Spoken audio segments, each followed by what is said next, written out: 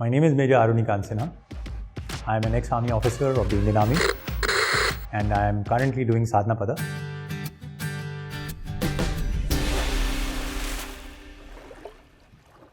I joined the National Defence Academy in 1994, January 1994. I was 18 years old at that point in time.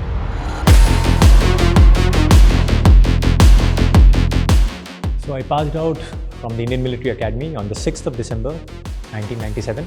I was commissioned into the Dogra Regiment and my first posting was Siachen Glacier. Now, this is the year before the Kargil War happened and there was intelligence available to us that the enemy on the other side was trying to take over our winter vacated posts.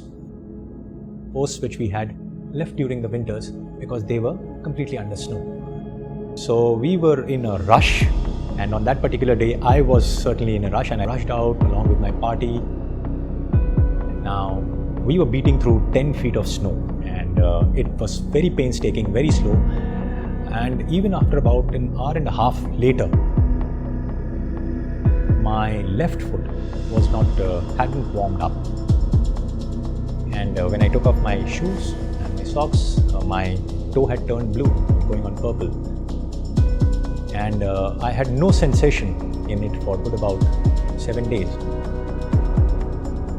Anyway, the good thing was that that operation, as we all know, that the Kargil War did not happen in 1998, it was in 1999. We were able to get to these winter vacated posts before the enemy did, and for that effort I was awarded a gallantry award.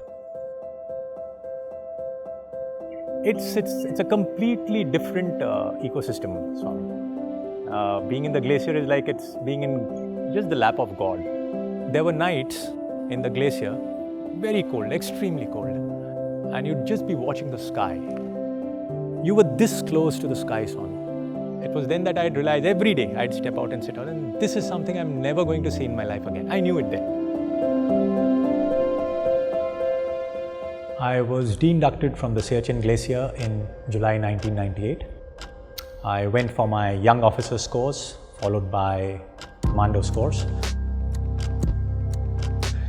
And just when I thought I was in for a breather, war.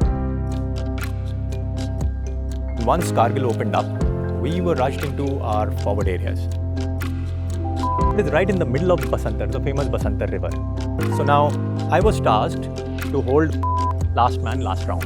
In a sense, it means that nobody walks out of alive.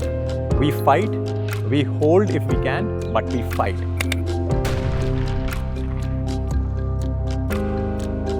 It's okay if we are completely annihilated, we all die, it's fine. So that was a post which was built in such a way that since it was a salient into Pakistan, I had a post of Pakistan here right in front of me and on this side, right? And this salient was very important because it would offset the enemy's plans. There was one particular day when there was just too much of firing. They were just going on and on and on. This had been going on for 3 days. I thought some kind of a response was essential at that point of time. So we pulled out the HMG, a heavy machine gun, and I was on the HMG, and the post which was right in front of us, we took them out. It was at that point of time I heard something whizzing past me, right? So there was a bullet from someplace and it whizzed past me. I could see when I looked behind, it had hit the boy behind me. It had hit him, I think it had hit an artery over here, and he was bleeding profusely. It was like a spout of blood, which fell about quite some time. And I quickly jumped down and grabbed his arm. It was just that those boys took a bullet, but it could easily have been me. It was grazing past my skin. It could be anybody. And you see that happening in every operation. Operation after operation. One officer less comes back. One Jawan less comes back. So if you walked out of an operation with all your boys intact, without a single casualty, that is the greatest achievement for any officer. And by God's grace, I walked out of the army without a single casualty against mine. So I find that as a bigger achievement than my commendation card in the Siachen Glacier. I ended up with sensory neural hearing loss due to loudness trauma of firing. And we got to know of this when I was trying to, I went for a conversion to aviation, army aviation. So that's when they detected that things were going bad with my ears and I'd go deaf pretty soon.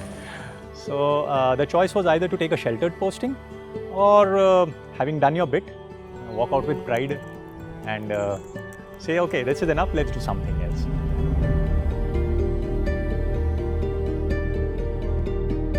After that, I moved into journalism. So I was a television journalist for about 6 years of my life. So 2003 end till 2009, I was with the TV Today network. In the middle of 2021, this sunk into me that I need to do something, I need to get back into training of some sort. And that's when I started looking around. And Sadhanapada is something which popped up.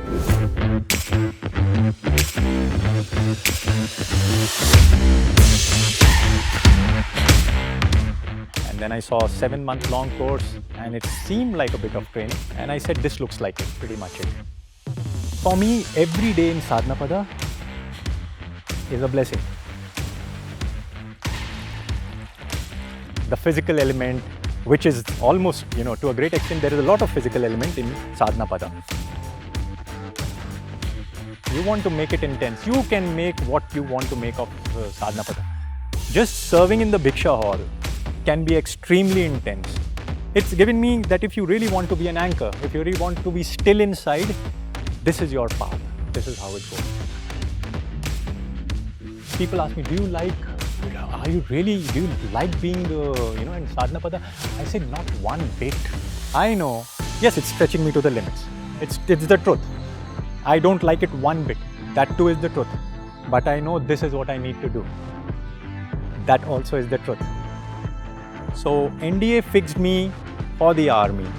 I trained to serve my country. Right now, I'm training for life.